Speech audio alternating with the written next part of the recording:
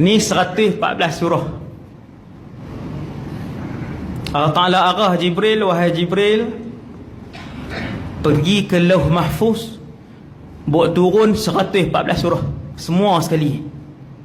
Di Lauh Mahfuz ada seketui, tapi dia tak ada kulit macam ni lah. Tetapi di Lauh Mahfuz tu ada 114 surah. Maka Jibril pun pi Lauh Mahfuz, ambil 114 surah, bawa mai ke langit dunia. Daripada langit dunia, Allah pun arahkan kepada Jibril alaihissalam, wahai Jibril, hari ni buat turun surah ni, esok buat turun surah ni, minggu depan buat turun surah ni. Selama 23 tahun. Peristiwa Jibril pi ambil Quran di Lauh Mahfuz, buat pi ke langit dunia, Syahrul Ramadan alladhi unzila fihil Quran.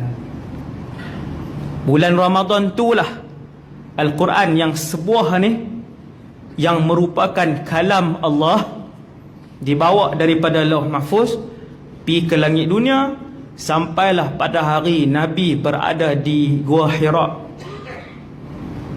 Ketika itulah Jibril datang buat kali pertama berjumpa dengan Rasulullah dengan rupa paras seorang manusia. Maka Jibril pun turun jumpa dengan Nabi. Nabi tak kenal Jibril, Jibril kenal Rasulullah. Maka Jibril pun buat turunlah Quran yang pertama, iaitulah Iqra' bismi rabbikal ladzi khalaq. 5 ayat tak habis pun surah tu. Kadang-kadang Quran ni hari ni turun 5 ayat, esok turun surah lain,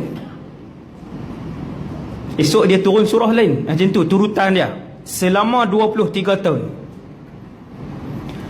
Lepas 3 hari dia sambung pula surah Iqra' tadi ayat 6. Jibril buat turun daripada ayat 6 sampai ayat berapa pula? Maka Rasulullah lah yang akan panggil salah seorang daripada penulis wahyu, yang mana yang ada. Kalau ada Sayyidina Ali, Sayyidina Ali lah tulis. Kalau ada Sayyidina Muawiyah, Sayyidina Muawiyah bin Abi Sufyan lah tulis. Kalau ada Zaid ibn Thabit, Zaid bin Thabit lah tulis.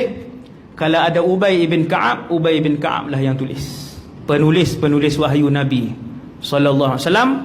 Bila turun wahyu, Nabi pun akan panggil. Nabi kata, ayat ini letak di surah ini, sambungan pada ayat ini. Maka sahabatlah yang akan tulis. Kerana wahyu pertama pun turun daripada ayat 1 sampai ayat 5 saja.